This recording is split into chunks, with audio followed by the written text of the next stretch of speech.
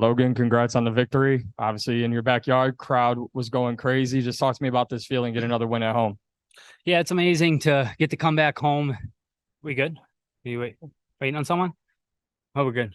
It's awesome to get to come back home and put on a performance like that because you spend 8-10 weeks thinking about this moment. There's a lot of pressure, a lot of buildup. You want to perform for your hometown state. And then, walking out, you hear the roars. So just to get it done, especially coming off a tough fight with Amasov, I needed to prove myself and prove to everyone that that's why I'm ranked number 1 in the world. Can you talk to me a little bit about immediately after the fight, Brennan kind of protesting the stoppage? What was that interaction like, if any? I don't know. I mean, I hit him quite a few times. He wasn't doing much. So I don't know. I went in there and did my job. That you did, and earlier this week, you kind of talked about your path to get back to the champion. What's next? Where do you go from here? For me, this is my second fight in the last 5 months. So I was staying active, and there's a big thing in this sport of getting back in that locker room, going through the pressure, and doing that walk. And so for me, I felt good. I felt good in there tonight. I felt at home, and so.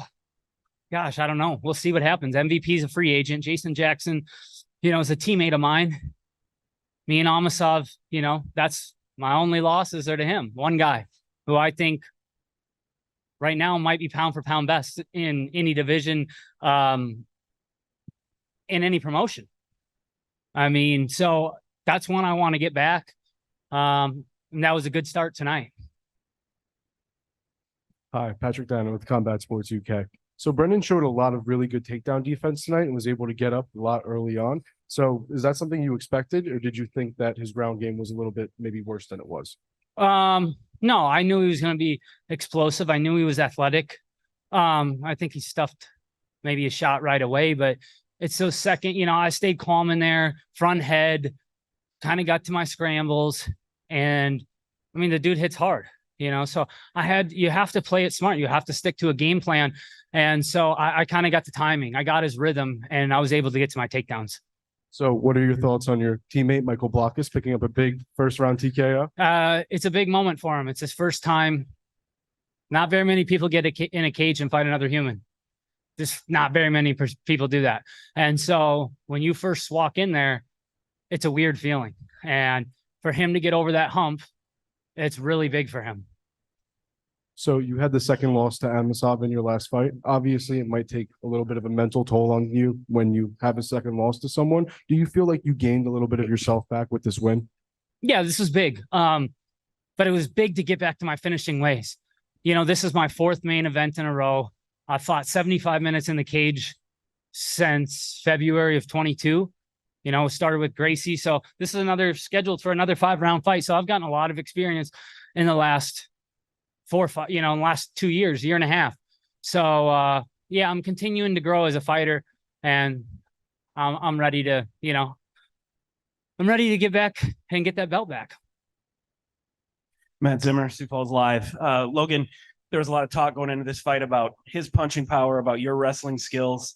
Looked like you were more than willing to box with him for stretches in both rounds. Was that a little bit, to kind of show him, hey, I'll play that game too. There's not going to be any excuses at the end of this fight. Yeah, I mean, like I said before, I fought the best in the world. Went from Gracie to MVP to Amasov twice. I can stand with anybody in the world.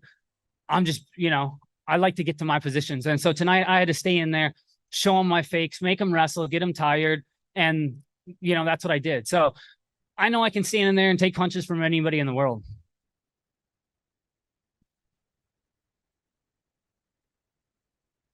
Sam, Dakota News Now Sports. You're 6-0 now. The Pentagon. What does it mean to kind of come out here and get another win here and hear all the Logan chants? And really, how special is that?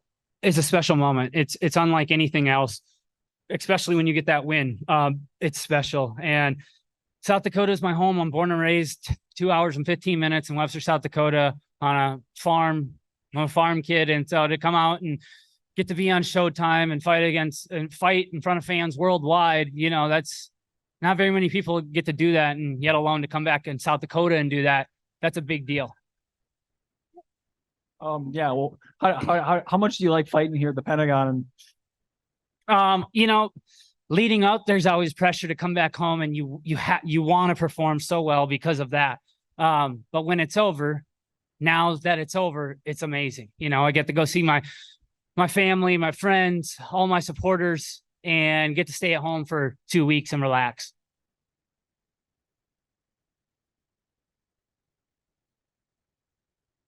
What's up, Logan? Congrats on the win.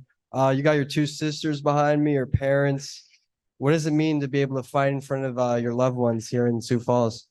Yeah, it's a weird, I'm sure it's a weird experience for them to sit cage side and watch your family member fight. You know, I've been in some battles with Gracie and MVP, and the Amasa fight, cut up and beat up, and you know, 2 of them were wins, 1 was a loss, and it's, you know, my body's fine. It's just, you know, I know that they felt the hurt just as much as me, if not more. And so I always want to go out there. I want to perform, and I want to make them proud. You were talking about a potential next opponent. I think you and Neiman Gracie was such an exciting fight. Would that one interest you? I know it doesn't make complete sense, but it was so fun. You said it was fun. For me, no, not right now. You know, not that it's kind of taking a risk going and fighting number 7 ranked guy who's a dangerous guy who finishes 71% of people, you know, and or 71% of his wins or something like that. But he knocks a lot of people out and finishes everyone. And he's ranked number 7.